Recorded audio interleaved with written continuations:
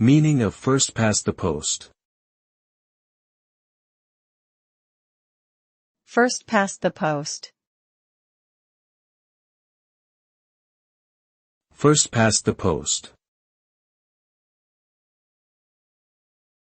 First past the post. First past the post.